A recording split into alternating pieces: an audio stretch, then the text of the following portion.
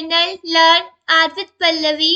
Last video में हमने study किया था how to access and modify the attributes of S4 object. S4 object के एट्रीब्यूट्स को हम कैसे चेंज कर सकते हैं, कैसे एक्सेस कर सकते हैं। ओके, बट आज का हमारा टॉपिक है कंस्ट्रक्टर फॉर S4 ऑब्जेक्ट। यानी जैसे S3 ऑब्जेक्ट के लिए हमने कंस्ट्रक्टर को यूज किया था, वैसे ही S4 टाइप के ऑब्जेक्ट्स को क्रिएट करने के लिए हम कैसे कंस्ट्रक्टर का यूज करते हैं। Okay, so as we know कि S4 क्लास को डिफाइन करने के लिए हम सेट क्लास फंक्शन का यूज करते हैं, सेट क्लास मेथड का यूज करते हैं।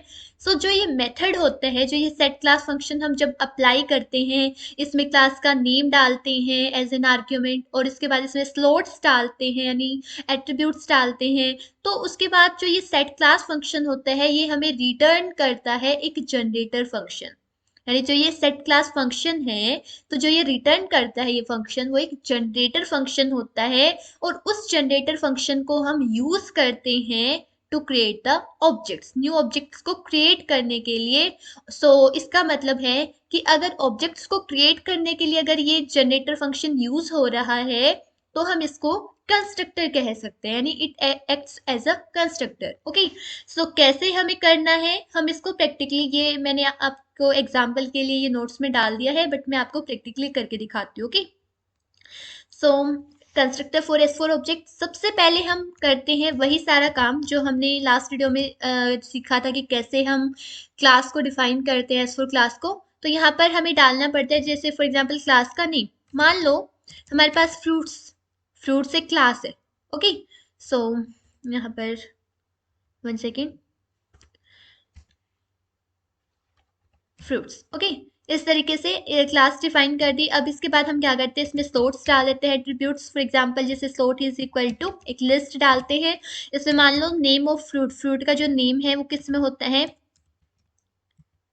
कैरेक्टर। ओके, देन इसके बाद हम नेक्स्ट ले लेते हैं, जैसे फॉर एग्जांपल फ्रूट का कलर, फ्रूट का colour, colour. Okay, so colour is equal to, colour में कलर भी किस में होता है, कलर का डेटा टाइप यहाँ पर डाल देते हैं, कैरेक्टर के अंदर है। देन इसके बाद मान लो हमने डाल दिया फ्रूट का size, so size of fruit कितना मान लो कि किस में होगा, न्यूमेरिक के अंदर होगा।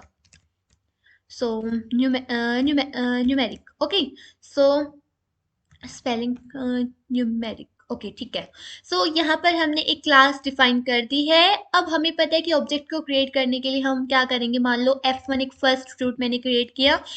इसके लिए मैंने क्या किया, न्यू फंक्शन को, न्यू फंक्शन में यहाँ पर या फिर न्यू मेथड में यहाँ यूज कर रही हूँ। ओके, सो इसमें हमने क्लास का नेम डाला, जैसे हमारी क्लास का नेम क्या है, फ्रूट्स।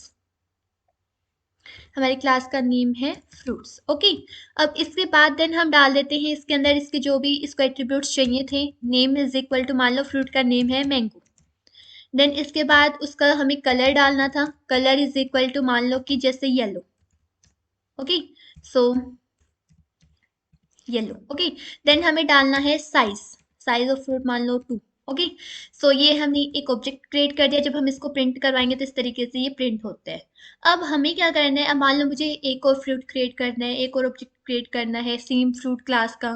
फिर इस तरीके से हमें बहुत सारे करने हैं, मान लो कि फिर इसके बाद अनदर जैसे 10 to 11, इस तरीके से हमें 10 to 15 फ्रूट्स क्रिएट करने हैं, यानी फ्रूट क्लास के ऑब्जेक्ट्स को क्रिएट करना है। बार बार हम न्यू फंक्शन को कॉल करेंगे, मतलब न्यू फंक्शन यूज करेंगे, फिर से इसमें सारे इसे डिफाइन करेंगे। तो हम क्या करते हैं, तो इसके लिए एक जो कंस्ट्रक्टर कैसे हम बनाएंगे, यानी बार बार हम कोड को लिखने की बजाय हम कंस्ट्रक्टर फंक्शन कैसे यूज करेंगे। तो हम जो हमारे पास ये जो भी हमने क्लास डिफाइन की थी, हम उसको असाइन कर देते हैं किसके अंदर, मान लो कि मैंने असाइन किया फ्रूट्स के अंदर ही, इसको असाइन कर दिया। जैसे फ्रूट्स नेम जो एक लिया, फ्रूट्स वेरिएबल लिया, उसी के अंदर मैंने इस क्लास को असाइन कर दिया। उसी के अंदर मैंने जो ये क्लास की डेफिनेशन थी, कंप्लीट डेफिनेशन यहाँ से लेकर यहाँ तक, इस कंप्लीट डेफिनेशन को मैंने फ्रूट्स नेम के वेरिएबल में असाइन कर दिया। ओके, आप डिफरेंट भी ले सकते हैं, जैसे क्लास भी वैसे तो फ्रूट्स थी, तो मैंने सेम नेम ले लिया अपने कंस्ट्रक्टर फंक्शन का। ओके, आप डिफरेंट भी ले सकते हैं। अब इससे फायदा क्या होगा कि अब मैं यहाँ पर राइट करती हूँ, मैं फ्रूट्स को प्रिंट कराती हूँ कि एक्चुअली में इस फ्रूट्स के अंदर गया क्या है, जो ये फ्रूट वेरिएबल है इसके अंदर एक्चुअली में गया क्या है। तो मैं इसको प्रिंट करवा के देखती हूँ, तो इसके अंदर क्या आउटपुट गया है, 1 सेकेंड। हाँ, तो ये हमारा आउटपुट है कि जो फ्रूट्स ये हमने क्रिएट मतलब जो हमने ये फ्रूट वेरिएबल के अंदर जो ये क्लास की डेफिनेशन डाली है, तो एक्चुअली में फ्रूट में क्या गया है, क्लास जनरेटर फंक्शन, यानी एक जनरेटर फंक्शन क्रिएट हो चुका है फॉर द क्लास फ्रूट्स। जो हमारी क्लास फ्रूट्स थी उसके लिए एक जनरेटर फंक्शन क्रिएट हो चुका है, और उस जनरेटर फंक्शन का भी नाम फ्रूट्स है। जैसे यहाँ पर हमारी क्लास का नेम फ्रूट था, वैसे ही हमारा जो जनरेटर फंक्शन है उसका नाम भी फ्रूट्स है। Okay, from the package global जो ग्लोबल एनवायरनमेंट। देन इसके अंदर ये जो है न्यू, जो हम ऑब्जेक्ट्स को क्रिएट करने के लिए न्यू फंक्शन का न्यू मेथड का यूज करते थे, वो भी इसके अंदर है। यानी हमें जस्ट इसको कॉल करना है, कंस्ट्रक्टर फंक्शन को एट्रीब्यूट डालनी है और ऑब्जेक्ट बन जाएगा। ओके, यानी बार बार न्यू फंक्शन यूज करके, जैसे यहाँ पर क्या कर रहे थे हम, न्यू फंक्शन यूज किया, उसमें बार बार क्लास देनी पड़ रही थी, फिर एट्रीब्यूट देने पड़ रहे थे। बट अब सिंपली हम क्या करेंगे, फ्रूट्स को कॉल करेंगे। मान लो मुझे एक सेकंड फ्रूट बनाना है, अब मैं कंस्ट्रक्टर का यूज करूंगी। ओके, अब एक किसका यूज करूंगी, कंस्ट्रक्टर। अब कंस्ट्रक्टर कौन है, अब ये फ्रूट्स नेम से जो ये वेरिएबल है, this is my constructor function. ये मेरा एक कंस्ट्रक्टर फंक्शन बन चुका है। ओके, सो या फिर जनरेटर फंक्शन बन चुका है। अब मैं इसको जस्ट एक कॉल दूंगी, फ्रूट्स। अब इसके बाद इसको कॉल किया, अब जस्ट इसके अंदर क्या डाल दो, जो एट्रीब्यूट्स थे, नेम इज इक्वल टू, मान लो कि नेक्स्ट जो फ्रूट है मेरे पास एप्पल। देन इसके बाद इसका क्या था, कलर था, तो कलर हमें यहाँ डालना पड़ेगा, कलर मान लो कि जैसे रेड। देन इसके बाद size, size is equal to for example 5 हमने डाल दिया।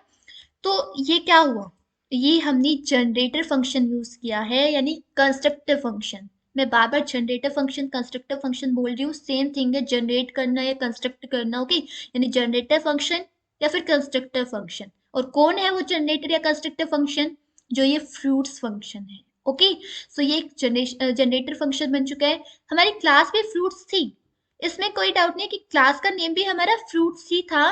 तो हम हमेशा यही कोशिश करते हैं, मतलब कि हम जो अपने कंस्ट्रक्टर फंक्शन का नेम रख रहे हैं वो सेम हो एज अ क्लास। ओके, ताकि मतलब लर्न करने में भी इजी रहे कि हमारा कंस्ट्रक्टर फ्रूट के लिए कंस्ट्रक्टर था, तो मैंने इसके नाम ही फ्रूट रख दिया। ओके, तो वैसे ये कंपल्सरी नहीं है, आप चेंज भी कर सकते हैं। मान लो यहाँ फ्रूट्स लिखा है, यहाँ पर आप कुछ और भी लिख सकते हो, ABCD कुछ भी। ओके, सो यहाँ पर जब हम F2 को प्रिंट करवाएंगे, F2 को प्रिंट करवाया, तो आप देख सकते हैं कि यहाँ पर एक ऑब्जेक्ट क्रिएट हो चुका है। लेकिन अब की बार जो ये F2 ऑब्जेक्ट था, ये हमने न्यू फंक्शन को यूज करके क्रिएट नहीं किया, इसको हमने किसका यूज किया, जो फ्रूट्स कंस्ट्रक्टर था उसका यूज करके हमने इस F2 ऑब्जेक्ट को क्रिएट किया है। ओके, अब हम क्या करते हैं, ओ टाइप ऑफ F2। F2 का ओ टाइप चेक पहले हमें लाइब्रेरी में लोड करना पड़ेगा। सो लाइब्रेरी में किसको लोड करते हैं, हम एस लूप को। ओके, अब इसके बाद तो हम क्या करते हैं, ये वैसे ही वार्निंग मैसेज आता रहता है, कोई दिक्कत नहीं है। देन इसके बाद हम ओ टाइप ऑफ, किसका ओ टाइप चेक करना है मुझे, F1 का। ओके, जैसे या फिर F2 जो अभी अभी क्रिएट किया उसका ओ टाइप चेक करना चाहते हैं, तो यहाँ पर आउटपुट में हमारे पास आया S4 टाइप का ऑब्जेक्ट है।